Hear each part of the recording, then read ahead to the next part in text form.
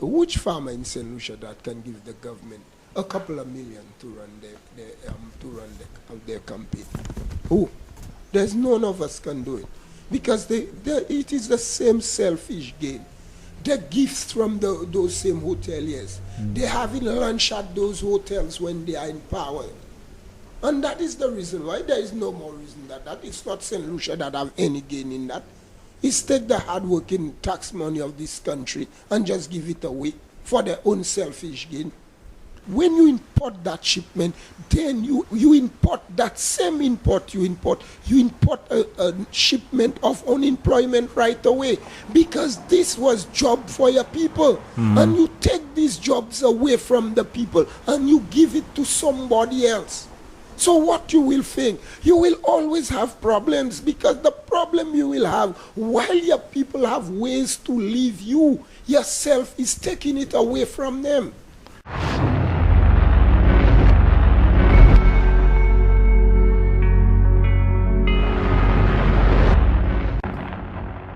All right, people, welcome to another presentation by Tropical People and Places TV.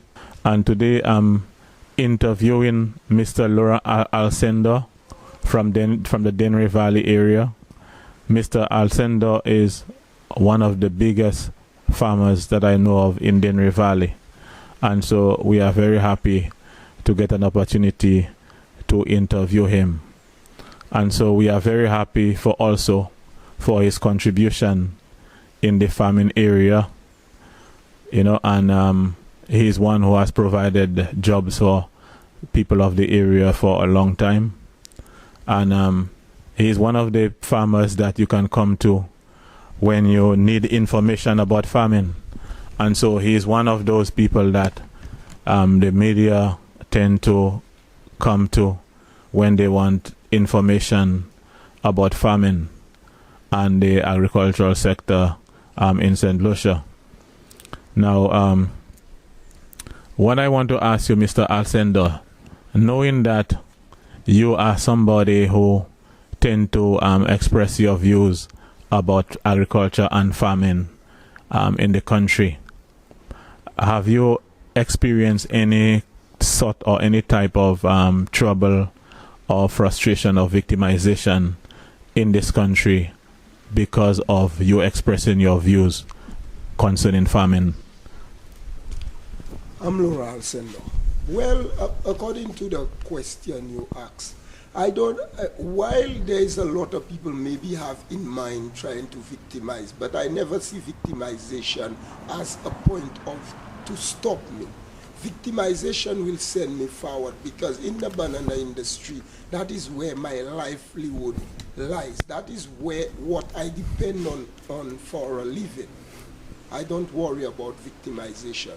So long what I say is the truth, I will continue to talk about it. All right. Now, as somebody from the community, I'm very interested in agriculture myself. I have attended many meetings of farmers having meetings with ministers of agriculture and other government people and so on. But one of the things I have noticed is that when the farmers have a meeting, they look like they quarrel among themselves while the meeting is going on. They discuss and bring up points that have nothing to do with the discussion of the meeting. And they wait when the meeting is over. That's when they go together in groups and start to talk about things that are affecting them, but they will never talk about the things. Some of them will never speak about what is actually affecting them. Whereas the people who come to these meetings, be it a minister of agriculture or somebody from the ministry, from the other government entity, these people will come well prepared with their ideas and what they want to do. But it seems like the farmers are not prepared when they come to meeting. Now, as somebody like yourself who's very experienced and knowledgeable about the farming sector, what do you think you can do or other farmers can do to get farmers prepared for when they're having meetings with ministers of governments and other officials?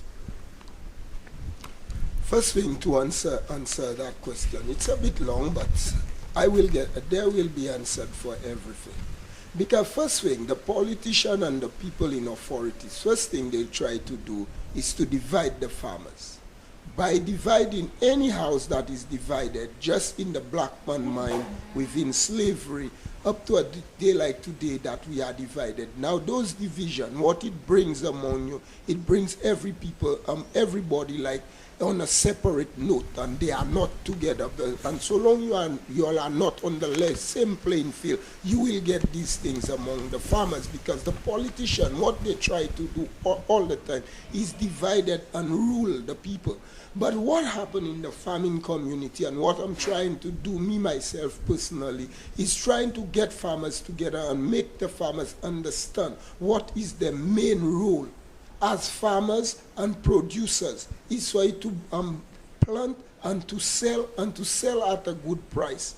And when to do these things, you need to organize yourself. The farmers group have to be there. The cooperatives have to be there. And the leaders of these organizations must not be political stool, not being political footprint, not being like ruled by the politician. Because what happened, the politician have a job to do, and the farmers, the producers, they have a job to do. So why is it so difficult, it seems, for farmers to form like groups, serious groups that last long in this valley? The reason why it's that way, because it is still, again, when you go back, you will still go back to the same politician, because they have been using those at the top to divide the people. Now, so long they use those at the top to divide the people, it stays in the people's mind. Because the people will not know more confident even though the organization sounds as good as it is, because the people are already divided in their mind. Because what happened, they'll tell you, we tried that 10 years back and it did not work. We tried 20 years back, it did not work. But the reality on the ground is that we, the farmers, need to organize ourselves. But it seemed to me that partisan politics play a very big part in the decisions that farmers make in the valley. For example, let's just say that there is something that is affecting farmers, and let's just say Party X is in power. People that support Party X or voted for Party X, they will not take part because they say it is the government that is in power. Whereas if it is the other government, something is affecting all of them, but those who voted for that party will not get involved. What do you think? Do you think, or don't you think that that has something to do with the division, or the fact that farmers not getting together in groups? Well, in terms of party politics, a lot of people, especially St. Lucian, for me, I can speak as a St. Lucian, and what I see in party politics, a lot of people put party politics before the bread and butter issues. And what is most important, if your government is in power, said like today, we have the United Workers' Party in power today, and if that is your government, what they will do for you is it's supposed to be at your best interest. And you're supposed to show other farmers that your party is in power and they can get the best out of the state. But when we, the farmers, is divided ourselves, when come to a bread and butter issue, and then we put politics in the mid, and we cannot even represent ourselves. Because especially these days, there is a special, something that is very dear to my heart. Farmers is not getting paid today. It's sometimes every 6 weeks, farmers get a salary. And you know, it sounds like nothing is happening. It sounds like everything is rosy. It sounds like everything is good. I'm not hearing nobody talking. I'm not hearing nobody shouting. Or I don't know if they're afraid because maybe that same party that is in power today, a couple of years back, had when farmers was trying to look for equal right and justice, that they had gone down to farmers. I don't know if that's what they're afraid of. I don't know. I have been at a meeting more than one time. I have been at a farmers meeting where there is a certain minister of agriculture who behaves like he even wants to shout at the farmers. Now, in other countries, you do not really see that happening. People respect the farmers. And the fact that a minister of agriculture can shout at the farmers shows a certain level of disrespect for farmers. Now, somebody who does not respect you as a farmer and who will come and shout at you, how can do you think that somebody like that will do anything really to look out for the interests of farmers? When you watch the whole farming industry, a lot of people think the farming industry is for second-class people, for uneducated people, for people that don't know nothing, for ignorant people. It is a dirty job, and for them, they can pass on the farmers as they want. They can disrespect them as they want. But the bottom line is, at the end of the day, these are the people who put bread on the table of St. Lucian. They employ St. Lucian. They are the people who make a meaningful contribution towards this economy. And some ministers, so long they're rich in castries in those big houses, they forget about where they come from. They forget about the people that put them there. A lot of them forget about that. And these people need to recognize the people that are making the contribution towards St. Lucia, especially in this COVID-19. Tourism has gone to zero.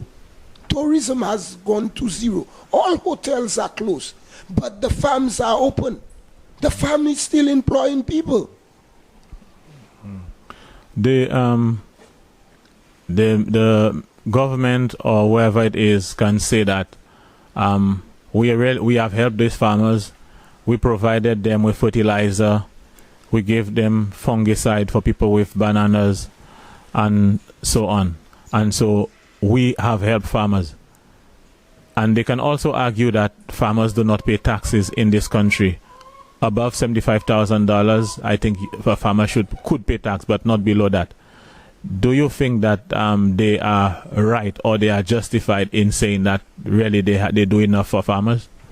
Well, honestly speaking, there is nothing that have been enough for the farmers. The farmers, because tourism is getting concessions by millions. We can hear it every day over the television. That person come to make an investment. Government has concession over how many millions of dollars towards concession. The farming industry, what the government can tell you, they plow into the farming industry. And a lot of this, what they tell you, they plow into the farming industry. These things go to official meetings, and when you move meetings and officials, and that is it. The farmers barely get nothing out of that. Okay, but okay, over the years, we have seen, and all of us know, we have seen a decline. It happened from the time of coupe par coupe. People were burning banana sheds. After that, we saw a lot of farmers. In fact, one time when I went to New York, I was surprised to see that all our good farmers from Dennery and other parts of the valley, they were in New York. Then we had even a few farmers left planting bananas. Right now, we have a situation where some of the farmers have harvested bananas, sold bananas, and maybe up to 4 harvests or even more, and they have not been paid. They have not been paid. And with all of that, they have to be paying their workers. And I know that most likely you have experienced that. Why would you or these farmers stay in banana production when all of these things have happened? When you cut bananas for around 4 or 5 times and you do not get paid. When the bananas fell down last year during the storm, they were supposed to get some insurance money. They did not get it.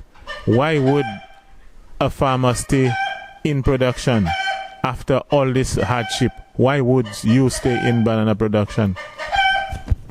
Being a genuine farmer, we've seen seen a lot of things, activities that have gone through the banana industry. Today, maybe banana is not profitable like it used to be, or maybe not profitable at all today. But being a farmer, you have the love for the farming, and you see it's an industry. For me, banana, there is still life into the banana industry, because banana is food, and people eat every single day. People eat. You making the sacrifices, sometimes paying workers after you not yet get no pay, and then because you personally as a farmer, you want to see the survival of the industry. You are not looking for that industry, maybe an industry that will die out, and maybe at the end of the day, for you, the farmer, to say, I caused that industry to die. Mm-hmm. But what the politicians are doing, what those people in authority are doing. We saw a situation a little while back when Prime Minister Compton was running the show.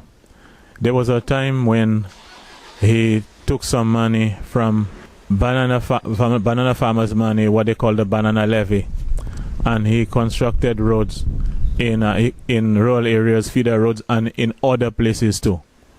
So places that where no farming was taking place, money was spent, banana money was spent to construct road in these places. But right now, tourism is the main sector, they say, in the country.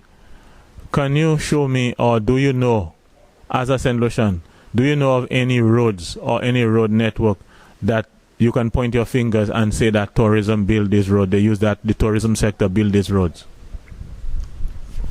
Within the agriculture and the tourism sector, the agriculture money, all the agriculture money is filtered to the ground. The little shops everywhere will feel. If there is a boom in agriculture, everybody will feel it. But in tourism is just a little percentage that stay. And the rest, though, because which local in St. Lucia really own a five-star hotel in St. Lucia? Which really St. Lucian that own one of at least a luxury tourism area? Who in St. Lucia? Nobody. But who owns the farms? Who work underneath the farms? It's all St. Lucian. When they get paid, they gladly go to the bars. Who go to the bars? The farmers, the workers. They go, they have a drink. Then that bar owner have a dollar. He go to the brewery, he buy a case of drinks. Because that is the way, because I'm hearing a lot of people talking about economy. Because what happened? When the dollar changes hands, that is when there is economical growth. But when you have the dollar, at least out of every dollar, 10 cents stay here. Yes, we say that it is big figures on books, but how much is staying here? And how much is going to the Swiss bank? We have a situation where farmers plant tomatoes and other vegetables, and when they're ready to sell, they bring in container loads of tomatoes from other places, and the farmers cannot sell. And that's why sometimes you see like a big bag, clear bag of tomatoes selling for $3, $2 in Castries. Now, compare that to Barbados. These things don't happen in Barbados because it is only, I found that in Barbados, it's only three months of the year. During the rainy season alone, you can bring those things in Barbados. Because the Barbados is trying to give their farmers a boost, and they're trying to support their farmers. Now, in every country, you have people lobbying or talking to the governments to make sure that they get what they want. The hotel people get what they want. But why is it that the farmers never get what they want? Is it that you plant things and then they bring things from overseas, whereas you can do it here? It's almost like nobody is here in the farmers. Why? What is the reason why you think that is happening? Why everybody get what they want except for the farmers? Every big man, every hotel owner get what they want, but the farmers always have to be begging. Why? By answering that question, what a lot of the politicians, I'm talking both red, blue, yellow, whatsoever color they are under, which umbrella they are under.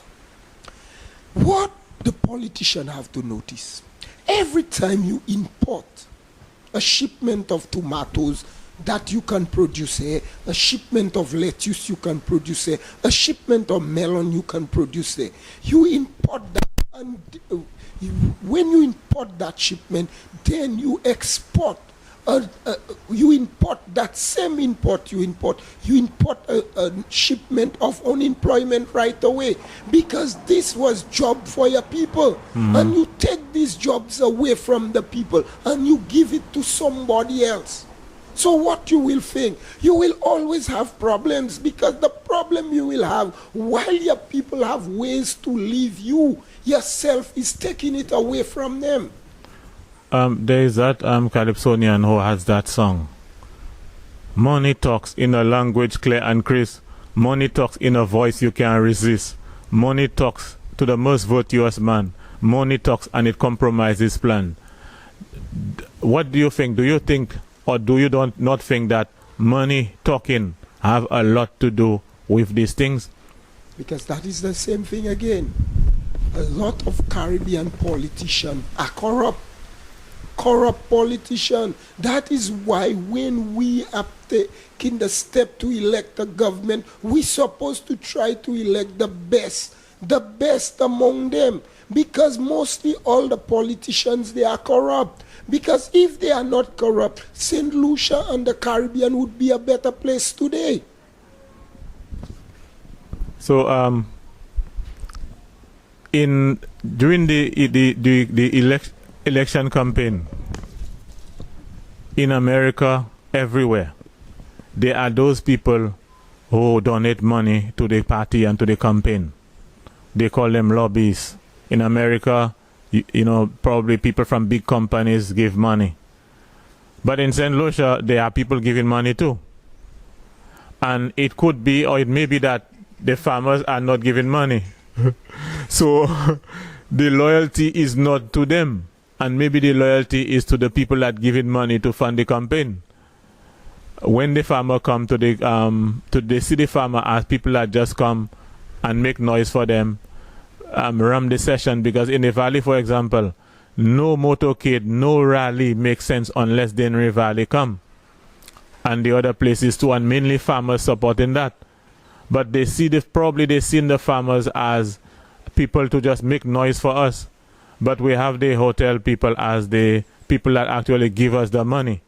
And you have heard the people say, who that paid the piper called the tune? The person that paying the money is the one, the person that paying for the song is the one that's saying which song to be played.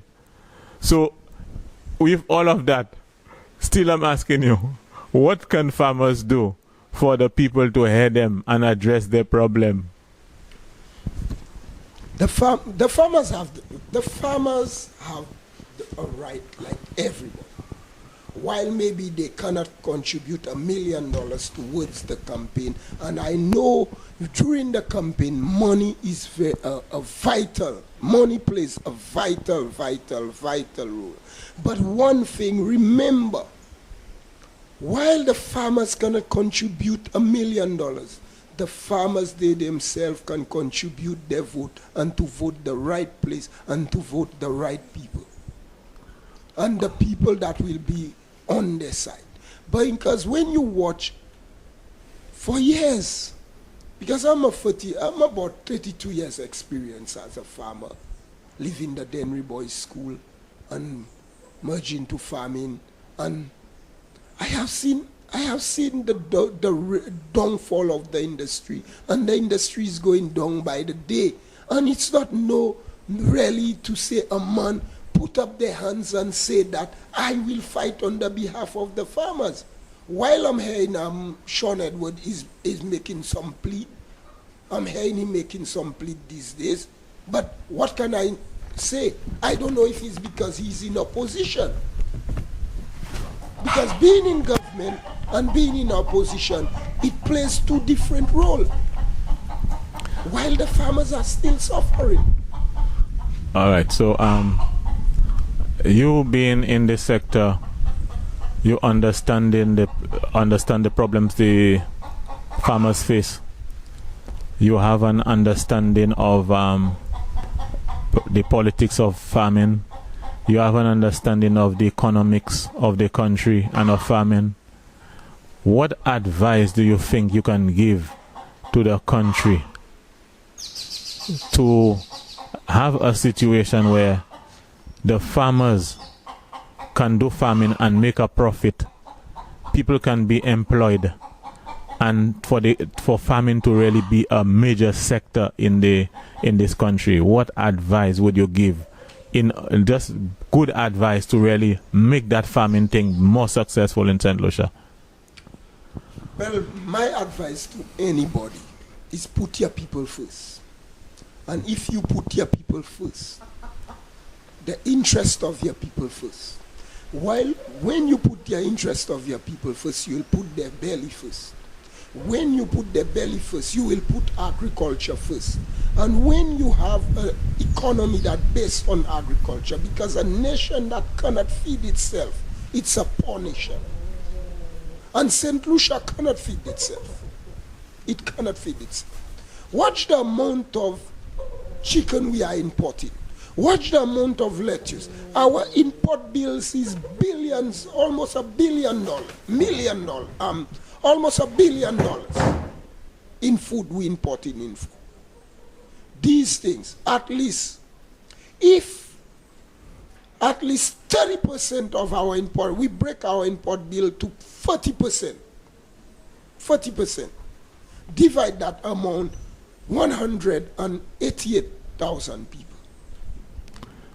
I observe a situation, and you can probably attest to that too. When you go to the supermarket these days, you find pigeon peas, poingol, imported poingol, imported pigeon peas. And that pigeon peas is one of the easiest things to produce. So you have now all our supermarkets, all these major supermarket chains have these pigeon peas and something that can grow so easy. Now, that in itself is one of the things that is taking the money from the country, sending it outside. In a case like that, who is to be blamed for a situation like that, where farmers have their land, they have their choice what to plant, and we in a situation where something that's so easy, we allowing it to be imported? Who is responsible for that one? Well, that one, I will not blame no government on that one. That one is we the consumer to be blamed. Because I have a little message to the consumer. Those imported things we can get locally, leave it on the supermarket shelf. When we leave it on the supermarket shelf, they will never import it again. They will never import it again. And we the farmers try our best to be creative within our own mind setting and to bring what the consumer need for the survival. I have noticed that so like for example, you have a farm, you're producing watermelons, like people into those things. They produce watermelons, and let's just say that man sell 2 vans of watermelons or whatever, and let's just say maybe things were good, price right, maybe he made $15,000 whatever. Then another guy say, you know, that man made 15 grand, 20 grand on watermelons. Let me go and plant watermelons. All along, he was supplying the market with a crop. Let's say he was providing us with pumpkins, or let's say he was doing ginger or something like that.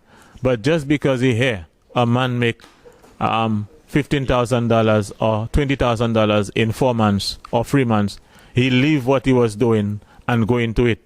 So sometimes what we have is like, then you have a lot of cantaloupe or a lot of watermelons, and they leave what they were doing. So it's almost like a confusion.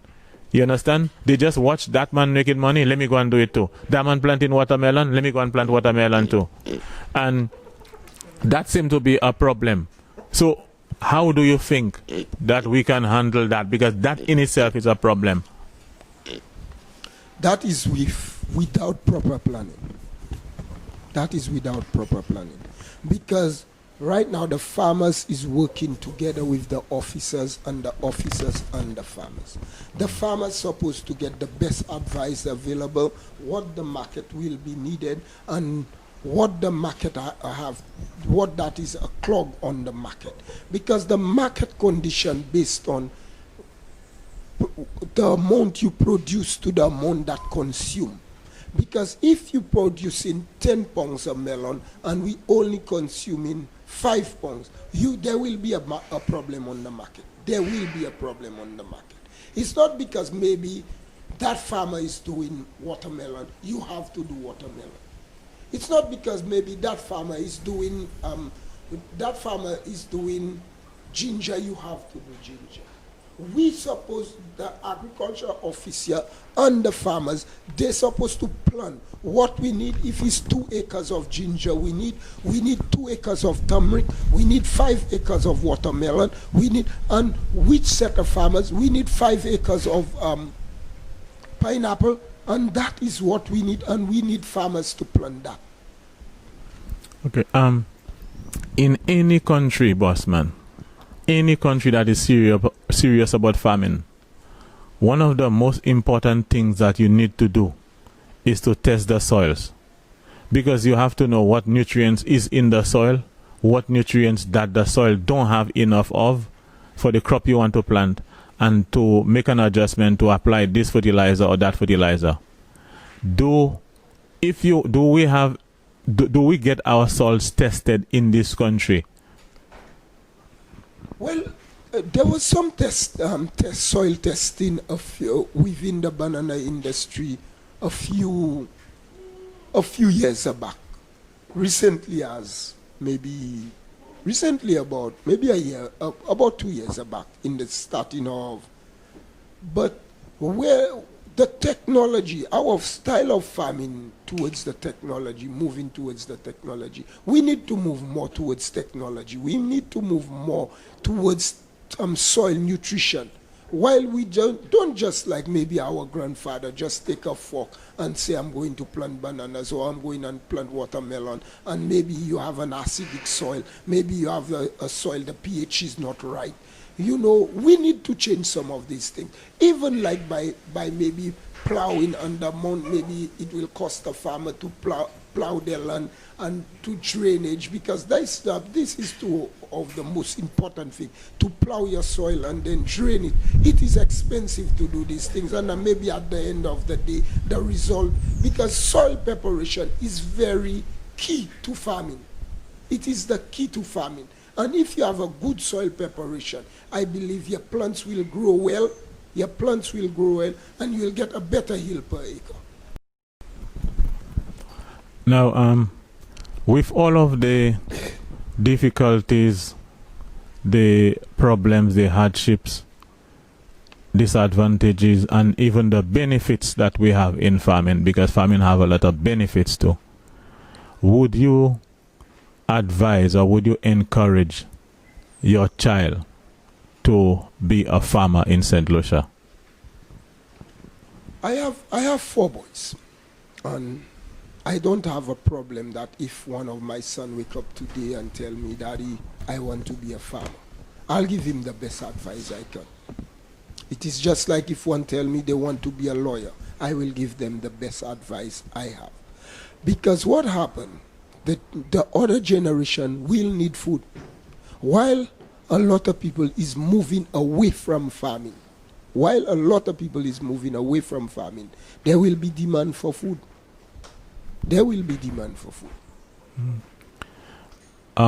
Going back to this topic of tourism again, the government of St. Lucia, on many occasions, what they do sometimes is that they pay money to the airline companies so that the airlines would come to St. Lucia, or make more frequent flights to St. Lucia, or somehow to make the fare cheaper for tourists or something like that. But they spend money in the airline industry for the benefit of tourism. Farmers are producing crops, vegetables, yams, everything. you as a farmer in this country, do you see the government spending money on transportation, airlines, or ship, or anything to transport or to help farmers in the country? I can show we as St. Lucia, our government priority has always been wrong. Because the government, it can be one, it can be the other. What I find, government is spending too much on foreigners. Too much on foreigners, except they spend on their own people. Because your people supposed to come first at every time. Your priority supposed to be your people. The priority number one supposed to be your people. Priority number two supposed to be your people. Priority number three supposed to be your people. And after your people is well satisfied, then you look for other people. In the tourism industry, millions, give millions to American Airlines, millions to other airlines. And if you take that money and you plow it into agriculture, I believe it will bring a better return.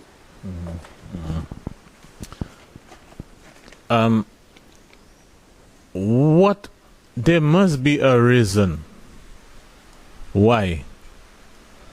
There must be a reason why the government would spend all these millions of dollars in the tourism sector, much more than what they spend for the agricultural sector. There must be a reason why. There must be, it might be that they see probably more gains in tourism. I don't know. So why do you think that the government would spend so heavily on tourism, and then whereas it look like it's just little peanut money they spend on agriculture? Why would that? If it's a business you have, it's like you have two businesses, but you're spending all that money. You're spending $100 on one, and maybe you're spending like $20 on another. There must be a reason, something in your head, so something you see or know that make you do it like that. Why you think the governments are doing that? The reason why government mostly spend more money on tourism than in the agriculture industry, the hoteliers can give the government millions and millions of dollars when they have to finance their campaign. Which farmer in St. Lucia that can give the government a couple of million to run their campaign? Who? There's none of us can do it, because it is the same selfish gain. The gifts from those same hoteliers. They're having lunch at those hotels when they are in power. And that is the reason why. There is no more reason that it's not St. Lucia that have any gain in that. It's take the hard-working tax money of this country and just give it away for their own selfish gain. During every election campaign that I have been around the country, in this valley, a point that every political party always talk about, that is their line. You can almost bet that's what they will say. They will say, Nunia shai mango kagate, Nunia shai figagate, ek nuni po fair factory, saying that we in St. Lucia, in the valley, we have a lot of mangoes spoiling. We have a lot of fruit spoiling. That if they win, they're going to build factories or have factories so to make juice and to make different things, so that we can sell our fruits. We've been hearing that for over 40 years. We hearing that every election. We hearing these stories and we're tired of these stories. But yet, year after year, we continue hearing the same thing. And they're saying those things to farmers, and farmers listen to them. Why again? You are a man in the community. You are one of the most prominent farmers. You are one of the most respected people in the community I see. Everybody I know respecting you. So you have a certain level of understanding and wisdom in the system. And you understand probably the people better than me. So why is it that every year, for decades, the politician would say the same thing? Your mango is spoiling. We're going to do this. We're going to do that. And at the end of the day, these people run, vote, support, and then nothing ever happened. Why? What is the technique? Why is it that we look like we have no sense? What is going on? A promise, as maybe your grandfather, your grandmother tell you, it is a comfort to a fool. It is a comfort to a fool. The politician only tell you what you want to hear. What you want to hear. And it's up to you. It's up to you to know what to do with what the politician tell you. Because in that province because truly, there's a lot of fruits and vegetables going to waste and going to spoil in St. Lucia. As a young man in the 90s, I worked up for at least maybe a couple of months within the tourism industry, and when I work on a cruise line for a couple of months. And when I was on the cruise line, what I noticed from Mexico, it was from Mexico, some packaging, mangoes package. They packaged the mango. And those mango was using on the ship. Because like on the ship, mango is perishable. On the ship, you will not get fresh mango, like maybe you will get a fresh apple, because the lifespan of a mango maybe will not be the lifespan of an apple. Maybe a mango can only live for a couple of maybe at least, for the most, maybe a month. But an apple maybe can live. So, but what happened? You can package those mangoes for sure. But who will take the bold step to say that we are going this way? But remember that at Babano, I think Minister Ezekiel did some, there was a little project going on there, I think the time when it was involved, where they said they were going to be making juice and things like that in at Babano. And then I don't think that thing was not really kept. Then I think there were different people managing it. I don't really know. But that was something they said that they were going to do. Well, I noticed, because me myself, I will proud to say, I am somebody who buy the juice. I'm buying the juice. And I'm one of those who supporting it. But what I notice, I don't know if those fruits are local fruits or maybe things that is imported. Because just like with Windfresh, Windfresh said that they would make juice, and at the end of the day, they was importing those things to make the juice.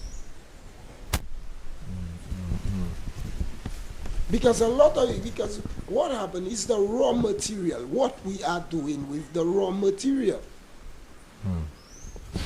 So let's turn to the subject of marijuana at this point, because we know that for many years marijuana has been a crop that some people have been farming here for many years, and they have been arrested for it. People have been shot and killed for marijuana. But whilst all of that was going on, the Americans were doing serious research on marijuana. And whilst the Americans doing research on marijuana, there's a university in Mississippi, they were doing serious research there. The same Americans, they give our governments guns, train the people to go in the bush and kill marijuana plants, whereas they themselves doing marijuana research. Now with the lockdown, the virus thing in America, there are shops selling marijuana products, and they have long lines of people on these things to buy marijuana products. And marijuana is still illegal in St. Lucia, whereas the Americans give you guns to kill and burn your plants here, but they themselves have long lines of people buying marijuana oil and different things to help them deal with pain and epilepsy and things like that. So we can see, to me, it looks like America and this places fool us in that marijuana thing. They keep us behind, and yet they advance themselves in marijuana. And then when they say, okay, when they tell them little black countries, okay, you all can do it now, it will be hard for you all to catch up with them, because they've done advancing that thing already. With all of that said, do you see marijuana as a crop that we can consider in this country? I personally is not really a user of marijuana, but I have no problem with marijuana, because I was raised in the 80s where marijuana started, and where I was around people who smoke marijuana. I know about marijuana, but with marijuana cultivation and the whole it is not just go and plant a marijuana tree. I believe we need to do the research and to do the right thing. Because with the Americans, Americans were never for us.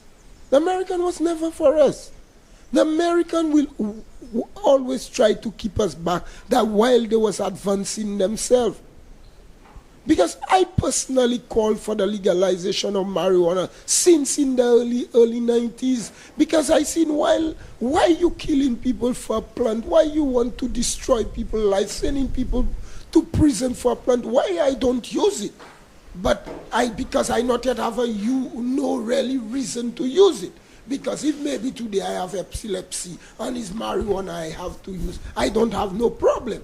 But if to say somebody who smoke, I don't smoke. But what I'm telling you, people supposed to have a right to decide what they want to do. And especially if marijuana cultivation, because if you have a market, so long you have a market for the produce. Let's go ahead. But you see, even right now in the United States, I was watching a program on marijuana, and it is so, you have to have a lot of money for you to get that license to produce marijuana. You have to prove to them that you have to have the land. Then you have to be able to process the marijuana to get the final thing that they need to use, the final product. Then you need to have a place like your own store to sell it. So it is putting a lot of people where you just cannot qualify to get into marijuana business. And one of the fears and concern that I have, that is when they legalize that in St. Lucia, that they'll make it so hard for the small man to get into it, and it's only the big people that were always fighting and discriminating against the poor, who were into marijuana, they might be the ones to benefit from it. You understand? And even right now, there is time for us to do research, and they still have it illegal still. At least I feel like the government could have had their own labs doing research on that. You understand? So you being the man that you know about production and all of those things, and you understand the politics of the marijuana business, once and for all, what advice would you give to the government and to the local people that are into the production of marijuana, and just people on a whole? What advice would you give to, in terms of making marijuana a crop, getting it into crop production or not? But generally, what advice would you have to give the people? It will be very difficult for a small man to continue into marijuana production, because the reason why they are making it so difficult, because what happened, the bigger guys will always look for the bigger pie, the bigger piece of the pie. And what will happen, a lot of the small people that is into marijuana production today will get out of the marijuana production, because there will be no space for them in the market. Because that is what I'm telling you, even going back to the politician, because the politician is only for the rich and powerful people. They will never make it easy that a little local man like the Rastafarian movement, they can have their own lab, or maybe they will help them to do the research that needed for them to end up with the end product. But what they will do, they will try to put a lot of powerful laws and a lot of powerful blockage that these people cannot meet. It's just like in the US, when they don't want black people in a certain area, they put a lot of mandatory laws that those people cannot build houses there. That is the same thing will happen with the marijuana. So for many years we have been hearing that there should be like a merger between agriculture and tourism, and I'm not seeing it is coming out in wood, but I ain't seen the action to really merge agriculture and tourism. The only thing that look like there is a little merger is like our farmers being able to sell to the hotels. But what I observe in Jamaica, I observe a situation where like ordinary fellas have their house, their place. Sometimes in a forest area they have like wooden houses, and they're cooking local food, and you have people coming from all America and these places coming to these places, and that's how they benefit from the tourism.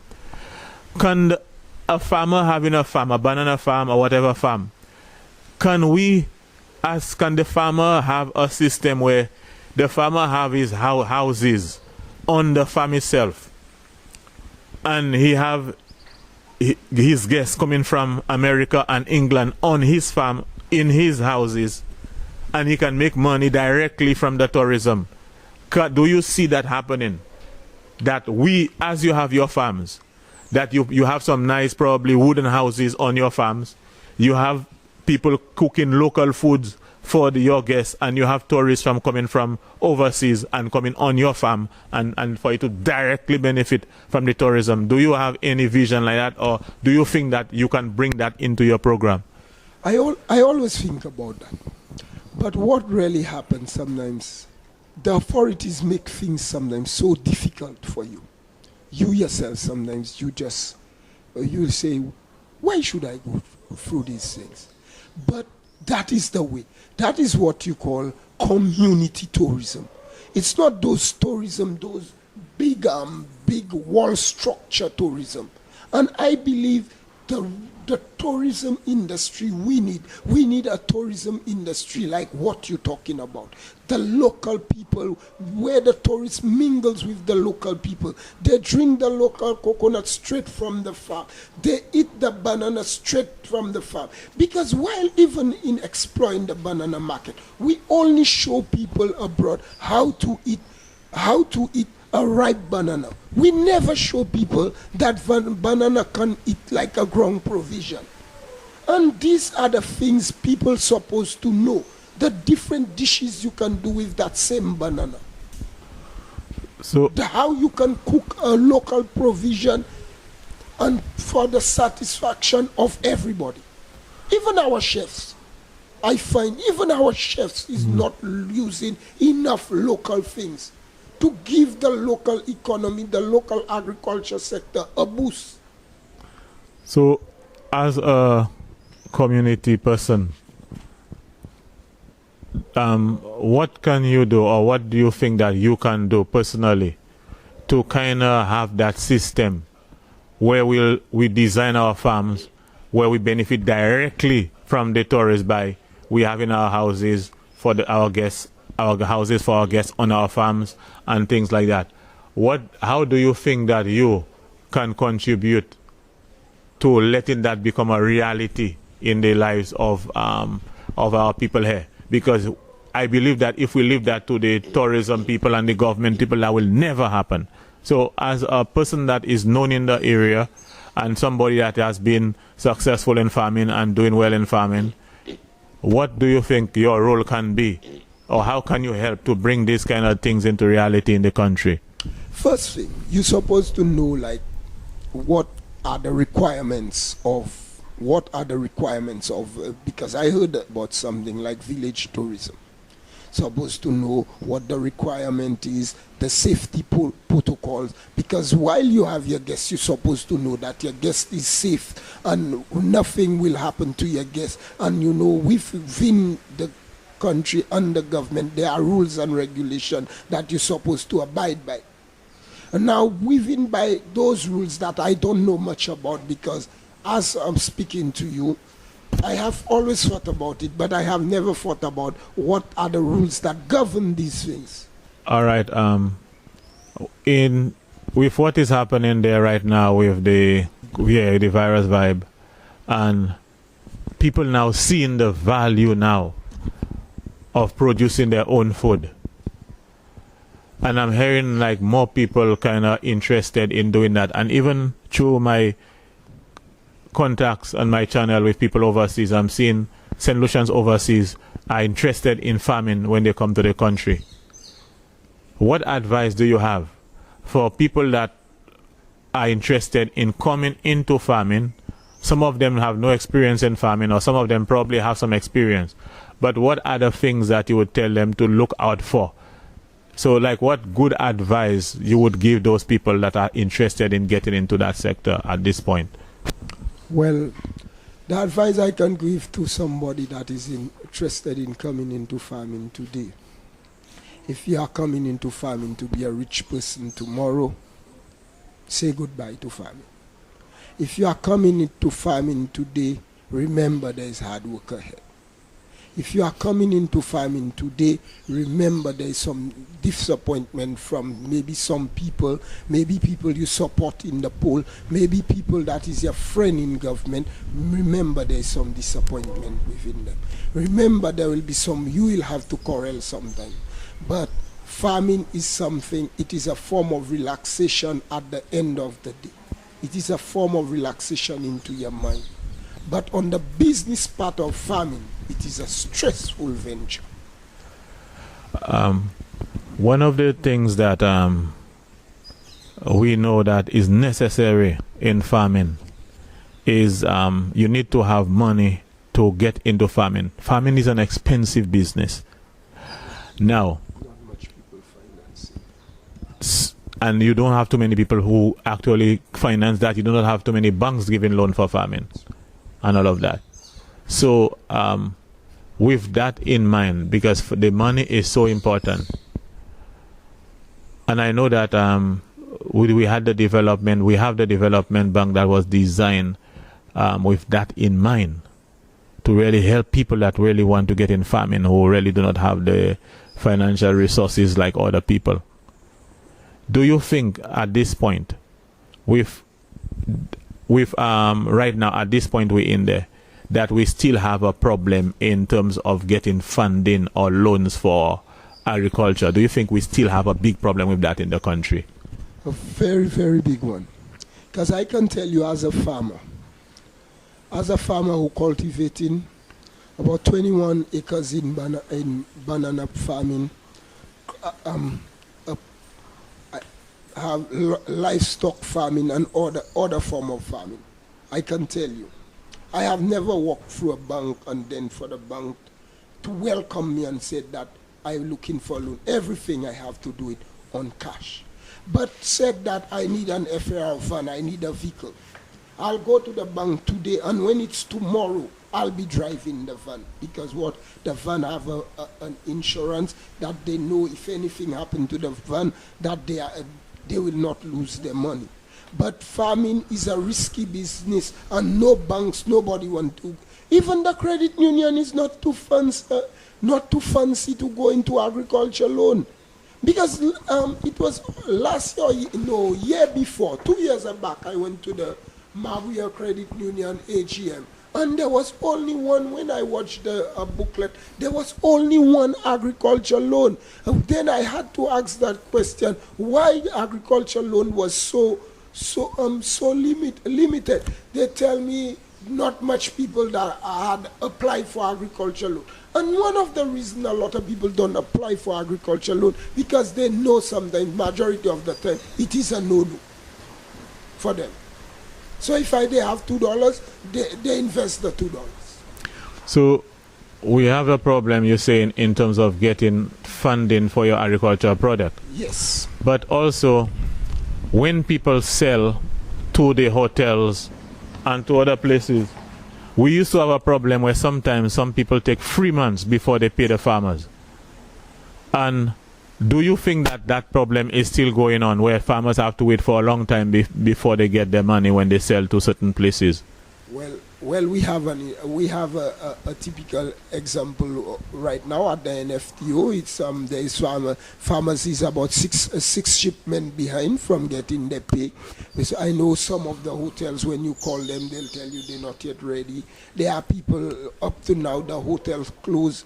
People who do banana, people who do other things, and the hotel close with their money. There are people, hotels are owing them a couple of thousands of dollars, and they cannot get that money, and you need to pay your workers. You need if you have a loan for true, that you need to finance that loan. So if it is a situation where it is problem for the farmers to get loans to do their farming, but yet when they sell they have problems getting their money on time, it seemed to me that there is a big problem with cash flow for farmers. Because if you cannot get loans, number one, and when you sell you can't get your pay on time, something is really wrong. And this is, to me, why you have governments in a country. You have a government to make sure that things move smoothly, and the different sections or sectors that you have, that you address the problems that you have, that they have. To me, that is why you have governments. And if it is that you have a serious problem where people can't get loans as they want, and then when they sell, they can't get the money as they want, that tells me like as if that the agriculture thing there is just a joke. It shows me that agriculture is a joke. And the only people, based on what you're saying there, the only people that can stand that and survive that thing are people that have money saved aside already. You have to have a strong account to be able to work and wait that long before you get paid. And yet you're not getting no loans. But yet when you sell, you have to wait a long time before you get paid. Your pocket, your dollar must be strong for it to be able to sustain that. And so these are the reasons why you need good government. These are the reasons you need good government. That's the reason. So that you have to look for the cash flow of the people. Because at the end of the day, these same farmers have some children going to secondary school. They have to give that one $10 a day. They have to give that one $7. They have to give that one $10 a day. And then the money have to be flowing. The children can't hear that the money is not there. But then you have hotels owing you for weeks and they're not paying you. And even the banana company owe for weeks and they do not pay. And when the farmers want a loan is a problem. So that in itself, what does that tell you about the respect that people have for the farming? What does that tell you? You say it yourself. What does that tell you in terms of respect that people have for farming in the country? By continuing with the conversation, within the COVID-19 area, when the government of St. Lucia commanded to close the country, while the country was closed, farmers, the government said that it is the only industry, it's the banana industry. While Windfresh, we go into Windfresh, have problem in paying the farmers, that said communicate to the NFTO to buy the bananas, that they will pay on the behalf of Windfresh. While the government, I will still say thank, they give us 1 million about maybe roughly 6 weeks back. And they said that they are going to give us another 1.5 million. Right now, the NFTO is owing farmers more than the $1.5 million that the government is talking about that is in the budget. Right now. And there's nothing to be done about that because this is the lack of respect for the farmers of this country. Because from everybody feel like the farmers is shit, the farmers is nothing, like it's somebody like an old dog. Not because if human right know that you kick a dog, you know you can be arrested for that. Like the farmers are like the days when we were raised and people used to kick dogs. That is the way a lot of people look farmers at. But that is not the truth. The farmers are one of the set of people that is the most vital set of people in this country. The people who put who put food on everybody's table in this country. So with that being said, Mr. Asendo, I just want to thank you for answering my questions. Thank you for coming in and giving us that kind of information. I just want, I wish that everything would work out for you and the other farmers in the industry. I just always remember the times when, in the green gold season, when I was in Dennery here, and every weekend somebody would buy a new van. You would hear, Tiko Poyon, Alak Poyon. Every weekend somebody would buy a van in Dennery here and Lucian and different places. And it's almost like I miss those days, man. I used to be very happy. It was a good thing for me to see every weekend some farmer was buying a van. And it's almost like I miss those times, and I kind of wish that we could get back there again. And always in my mind, I try to think of what crop that we can get to bring us to that state again. But is no crop there is to none. replace the banana industry. No matter what people tell you, there is none. Yeah.